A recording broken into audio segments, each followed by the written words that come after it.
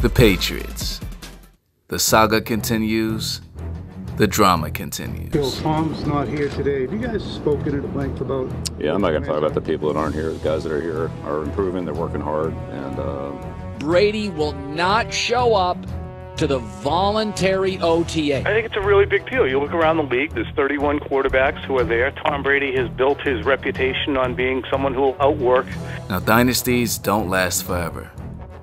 But this one has lasted so long that it's surreal. But of course there's more to it. And whether it's contract, atmosphere, irritations with Bill Belichick, a feeling that's been taken for granted, all of those things.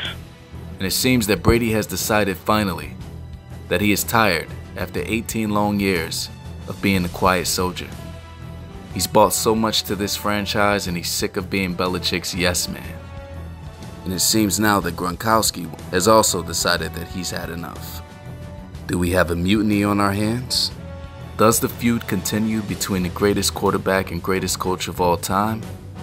Or is the media just hungry for a story and blowing this supposed infighting way out of proportion?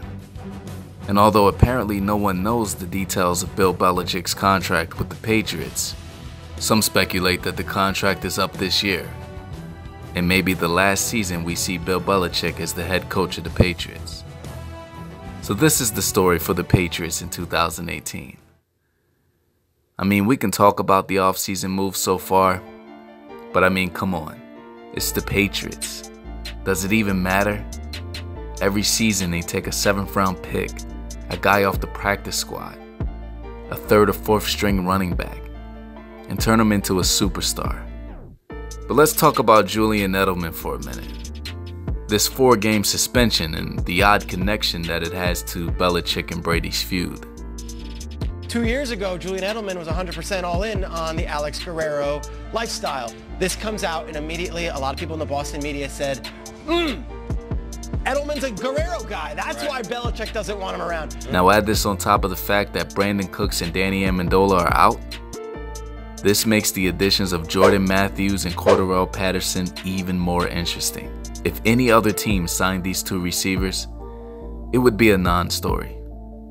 But again, if Belichick and Brady are able to take practice squad players and make them look elite, then here are 2 former 1st and 2nd round draft picks who never lived up to the potential, but are still young and got a lot left in the tank. Now, other key gains and losses, as we discussed, Danny Amendola and Brandon Cooks are out, but they do bring in Jeremy Hill from Cincinnati, which to me is pretty much a wash.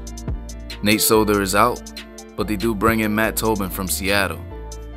And they also draft Isaiah Wynn out of Georgia, who was ranked as the best tackle in the SEC.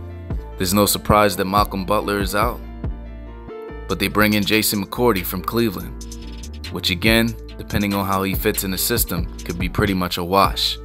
Now let's look at this draft, because if this is Bill Belichick's last year, then this draft is extremely telling. With the Patriots getting rid of Jimmy Garoppolo, and with Tom Brady turning 41 at the start of the season, it was odd how long the Patriots waited to get a quarterback in such a quarterback-heavy draft. Now, the top 4 guys were already off the board before the Patriots got to pick first at the 23rd overall slot. But they also didn't use their 2nd round pick or any of the 4th round picks that they traded away to find a successor for Brady. Belichick instead waited until the 7th round to draft Danny Edling. Edling? We're going to get 6 championships this year. Edling almost got his coach fired. I guess if this is his last season, this is his way of telling Robert Kraft, you are not going to get the next superstar quarterback out of me. You better let Josh McDaniels go find him. But let's go back to that 1st round. They get Isaiah Wynn, 23rd overall from Georgia. Again, rated best tackle in the SEC, toughest division in college football. But they used their 2nd 1st round pick to take Wynn's teammate, running back Sony Michel, with the 31st overall pick. Now, Michel wasn't even rated as the 2nd best running back, let alone a 1st round talent. And if there's one team in the league that doesn't need to draft a running back, let alone in the 1st round, it's the Patriots. I mean, they could probably put me back there and get 1,000-yard rushing out of me. I don't know. Maybe Bill felt like, hey, Isaiah and Sony were teammates in college. They were roommates in college, so whatever. Floor for the Patriots. Look, drama aside, it's the greatest coach and greatest quarterback in the history of this sport. It's the Patriots, and they are still in the AFC East. They won't lose more than 5 games. Ceiling. Again, with these guys, you never know. They could come out of nowhere and have another 16-0 run. But my guess, the best they can do is maybe drop 1 game against Miami and another random game probably early in the season. Thank you all for watching. Please subscribe. Please hit the bell to be notified whenever a new video comes out. And once again, thank you always for watching and for your support. See you on the other side.